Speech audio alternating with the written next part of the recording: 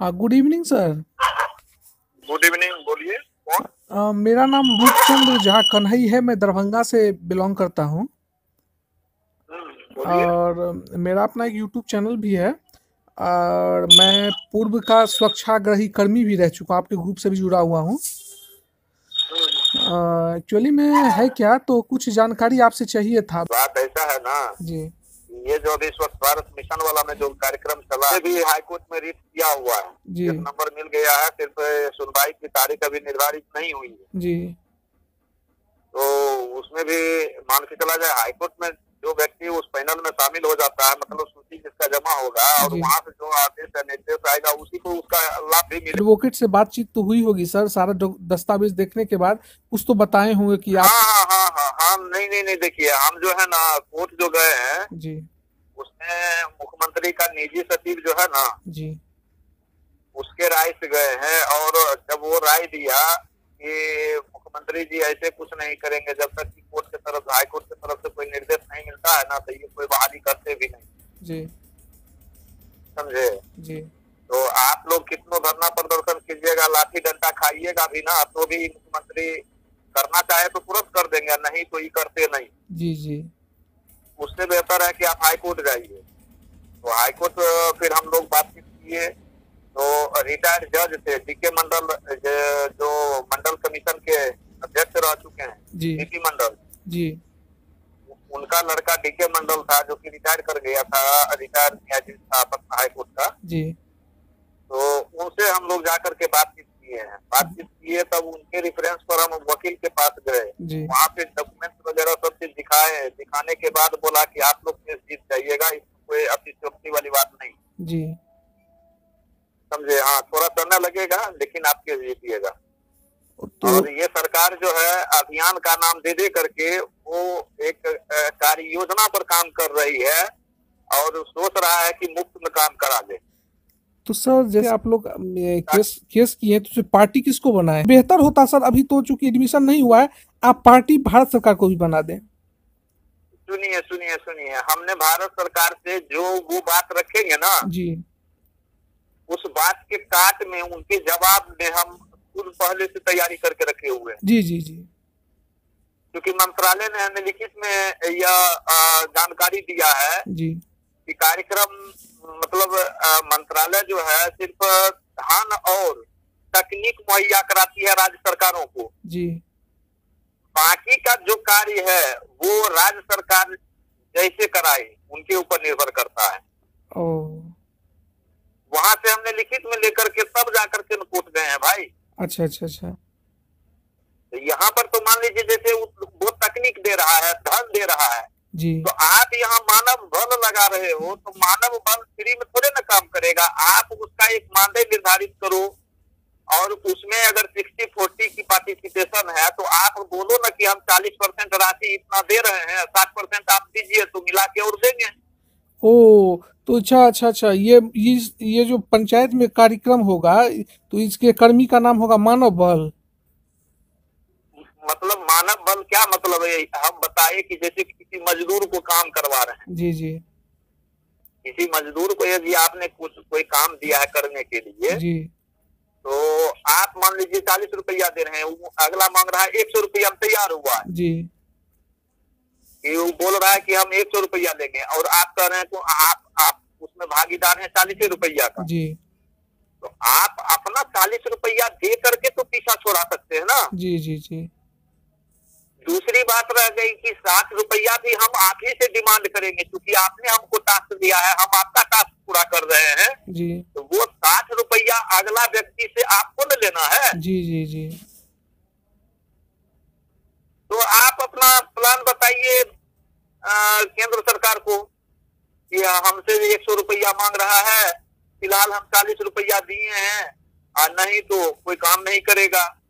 आपने जो टास्क हमको दिया है वो टास्क पूरा नहीं होगा। हाँ, ये जिम्मेदारी सरकार, राज्य सरकार की बनती है, लेकिन कोर्ट में सर ये तर्क काम नहीं करता है।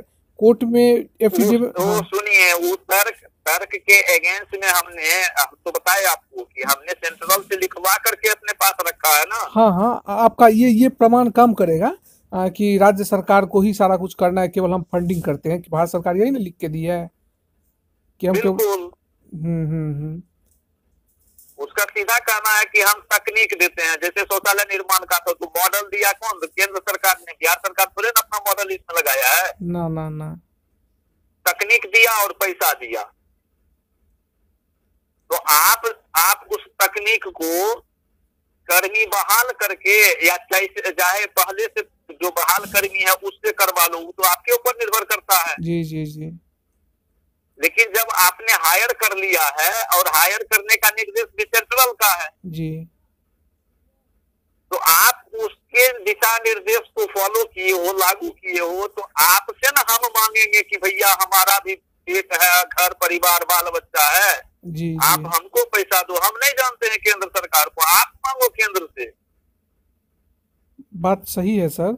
अच्छा, दूसरी बात, मुख्यमंत्री जी सुनिए, मुख्यमंत्री जी ने खुद अपने मुंह से कहा, पूर्णिया में हम लोग घेर लिए थे उनको, जी भाषण होने नहीं दे रहे थे, समझे, 2018 में। जी, तो मंच पर मतलब मुख्यमंत्री जी सभा में आकर के हमसे बातचीत करने के लिए तैयार हो गए, लेकिन उनका सुरक्षा गार्ड उनको रोक लिया था। जी, फिर हमको मंच के पास बुलाया, और वहां पर जब हम उनको लेटर दिए तब उनको वो पढ़ा, 5 मिनट रहे हमारे साथ में खड़ा वहाँ। जी, और उस दौरान उन्होंने कहा था कि अगर आप लोगों की मांग माना जाने वाला होगा तो हम हाँ कहेंगे, और नहीं माने जाने वाला होगा तो ना, यहीं काट देंगे।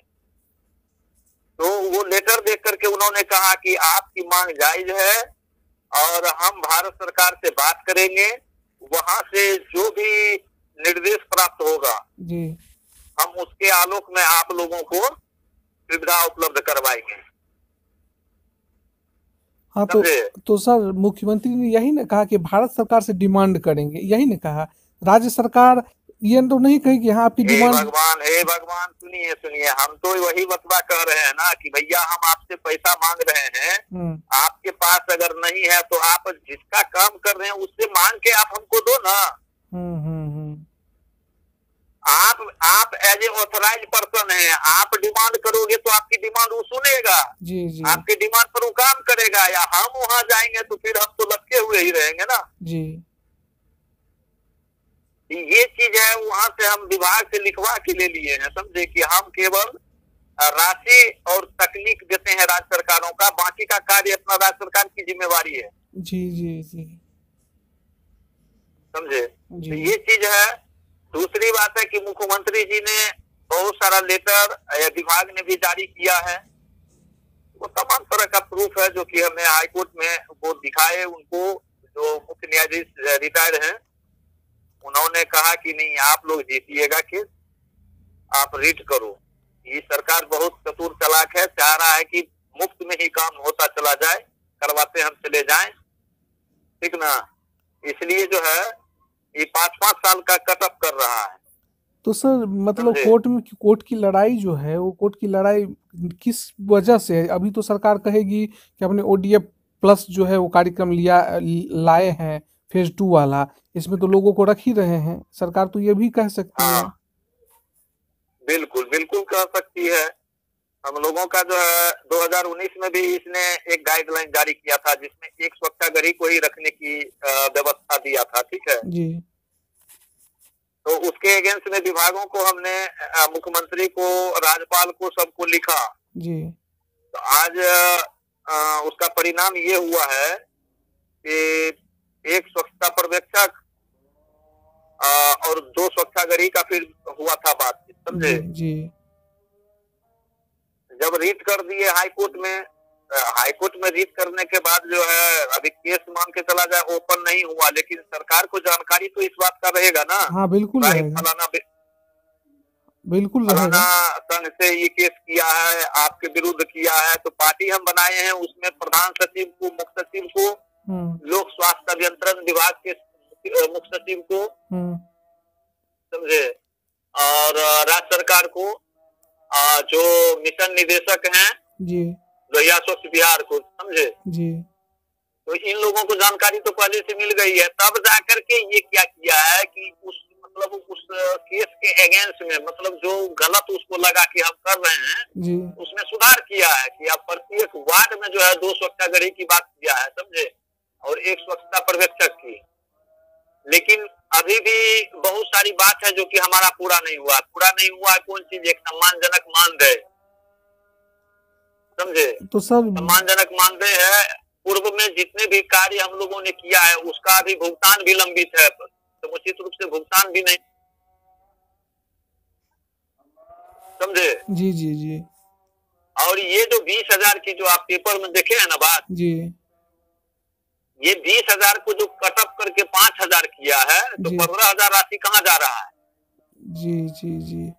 तो सर एक बात और सर, कि जैसे आपने अभी कहा कि हमने रिट लगा दिया था, हमने न्यायालय में ये दर्ज करा दिया था, इस वजह से सरकार आनन फानन में जो है ये अभी फेज 2 निकाली है, यही आप कहना चाह रहे हैं?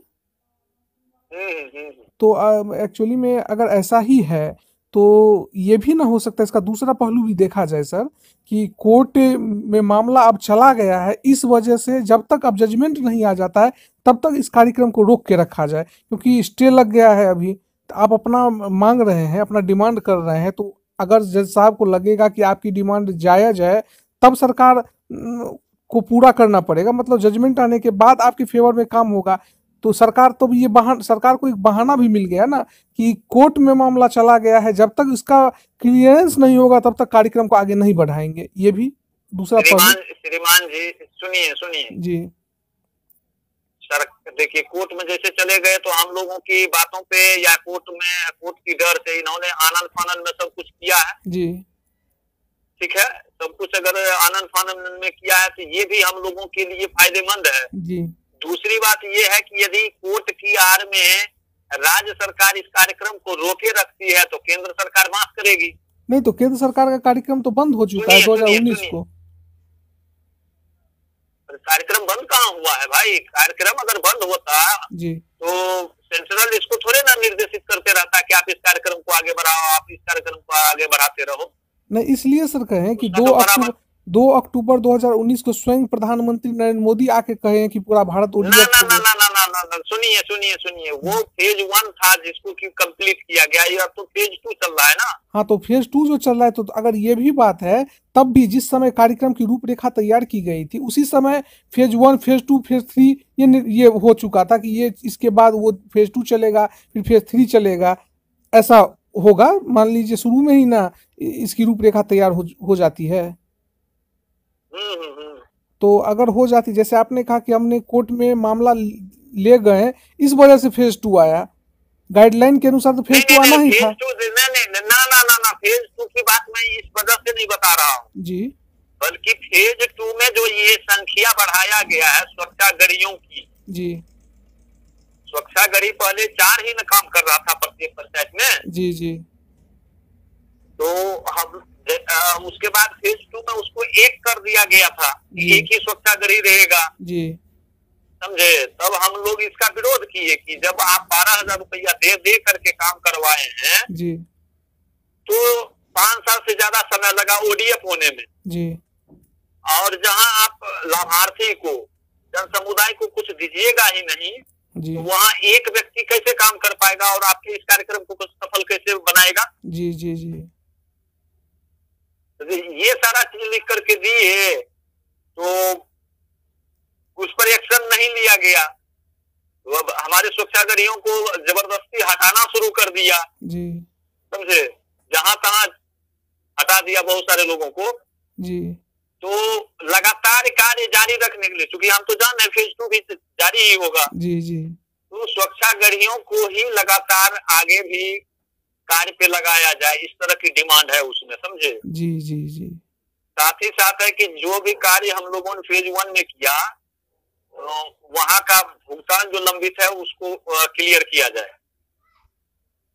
जहां जबरदस्ती स्वच्छाग्रहियों को हटा दिया गया है उसको कंटिन्यू फिर पुनः उसमें जी रखने की डिमांड है जी, समझे? जी जी। और सम्मानजनक मानदेय के साथ साथ में अस्थायीकरण की डिमांड है जी जी जी। ये तो होना ही है सर, एक कर्मचारी अपना जीवन लगा देता है, उसको कम से कम इतना सैलरी तो मिलना ही चाहिए कि खुद के परिवार सहित अपने ये सारा मेंटेन कर सके, इतना कम से कम तो मिलना ही चाहिए, ये तो जायज मांग है।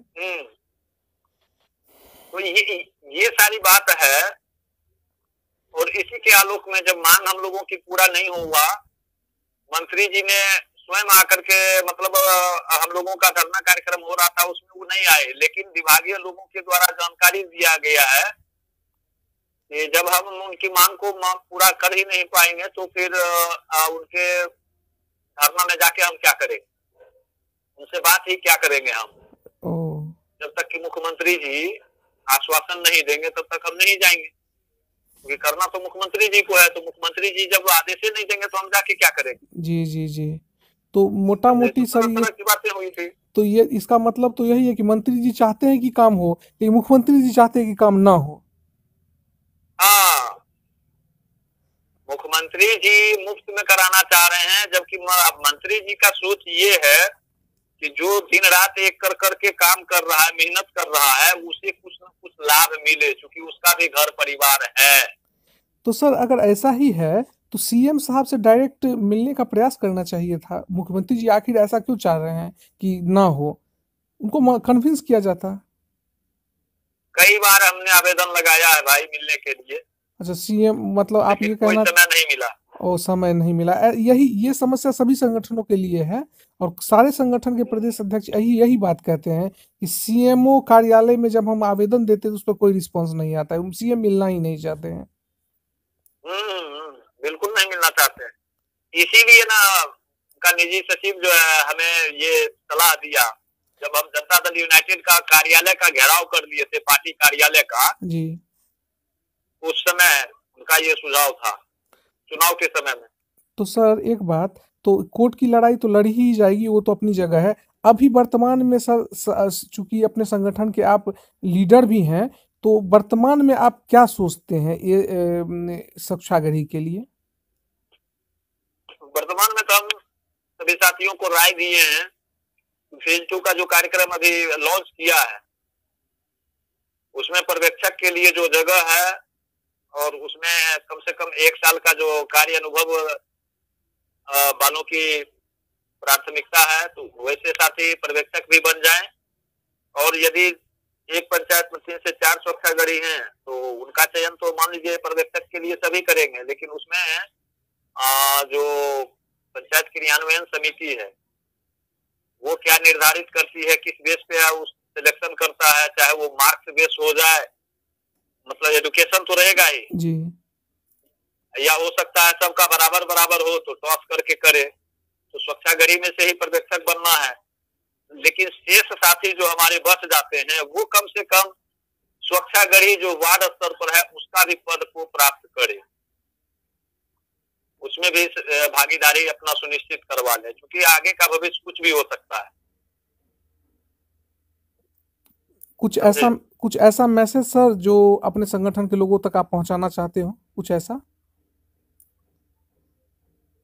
नहीं, अभी जो हम बताए ना आपको जी, कि हमारे जितने भी पूर्व के स्वच्छाग्रही साथी जो फेज 1 में काम किए हैं जी, वो साथी चूंकि फेज 2 का कार्यक्रम विधिवत रूप से सरकार मान रही है कि 2020 अंत तक से ही शुरू हो गई थी, ठीक ना जी, जिसके आलोक में सरकार ने 15 जनवरी 2021 को स्वच्छता पर्यवेक्षक के लिए लगभग 1204 करोड़ रुपया आवंटित कर दिया था सक्षम वित्त आयोग को। जी, और जो स्वच्छताग्रही हैं, स्वच्छता कर्मी के रूप में जी, उसके लिए 1000 समथिंग 1040 या 42 करोड़ रुपया भी स्वीकृत ही नहीं किया, बल्कि कार्यकारी अधिकारी ने जारी कर दिया। जी, तो अब जाकर के जब फेज 2 की कार्य विधिवत रूप से पंचायत के जिम्मे चला गया है, पंचायत से स्वच्छता पर्यवेक्षक का, स्वच्छता कर्मी का और स्वच्छाग्रही का चयन होना है जी, तो उसमें हमारे सभी साथी भाग ले और उसमें अपनी भागीदारी सुनिश्चित करवाए, भले चाहे स्वच्छाग्रही या स्वच्छता कर्मी के ही रूप में क्यों ना हो।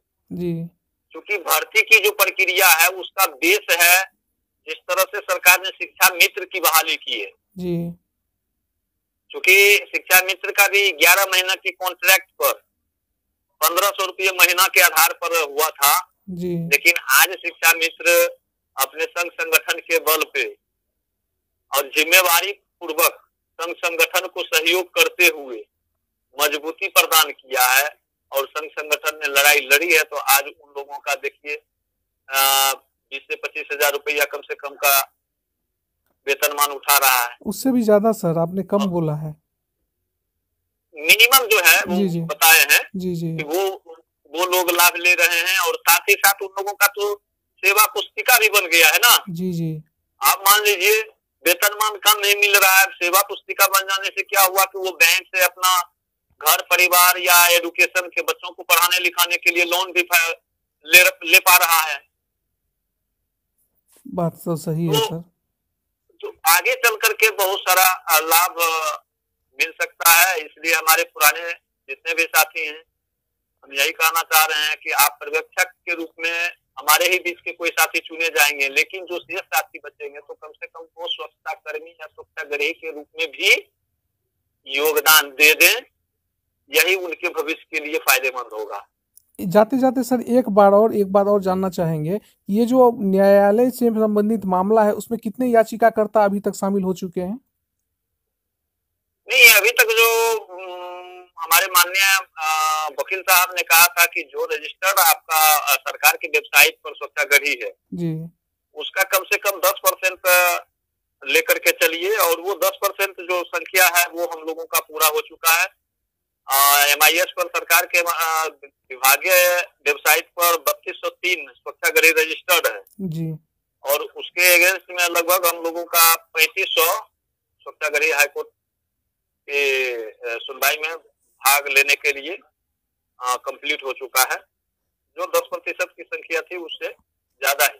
तो इससे क्या होता है सर कि मतलब 10% को आप फिलअप कर लिए तो क्या जजमेंट आने पर सारा ये लाभ जो है सभी लोगों को मिल जाएगा? नहीं, कुछ न्यायिक व्यवस्था में भी कुछ परिवर्तन हुआ है, जिसमें कि पहले हुआ करता था कि जो व्यक्ति उठ गया है 5-10 की संख्या में या 100 या 200 की भी संख्या में, तो उनके लिए जो जजमेंट आएगा वही सबके लिए फायदेमंद होगा जी।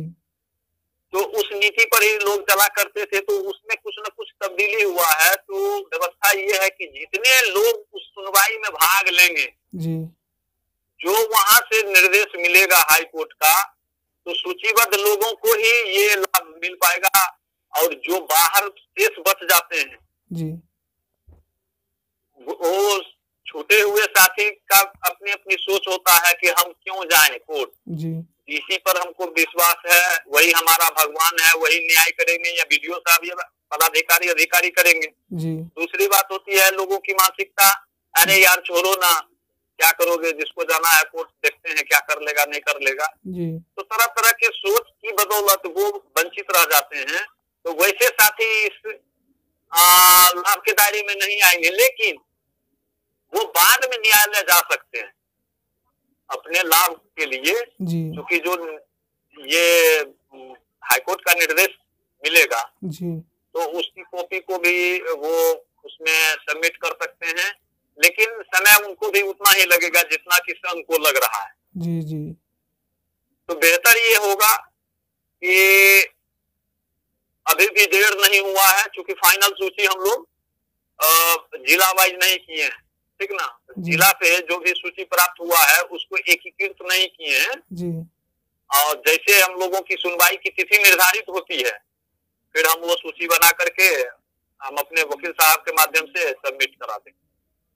तो समय है, लोग भाग ले सकता है, शामिल हो सकता है जी। बहुत बहुत धन्यवाद सर, आपने मन में उठे बहुत सारे प्रश्नों का हल दिया है और पूरी तरह से लोग आपकी बातों को सुनकर संतुष्ट हो जाएंगे। हमारे साथ इस समय स्वच्छाग्रही संगठन के प्रदेश अध्यक्ष नवल किशोर कुमार जी थे। इन्होंने बहुत बढ़िया तरीके से बताया, खास तौर पर उन सारे लोगों को ये मैसेज देने की काम किए हैं कि जो कोई भी पर्यवेक्षक हो चाहे स्वच्छाग्रही, वो नए आने वाले कार्यक्रम में मेंशन जरूर हो जाए, शामिल जरूर हो जाए, क्योंकि भविष्य क्या होगा किसी को पता नहीं है। तो इन्हीं बातों के साथ इस वीडियो को ख़त्म करते हैं। बहुत बहुत धन्यवाद।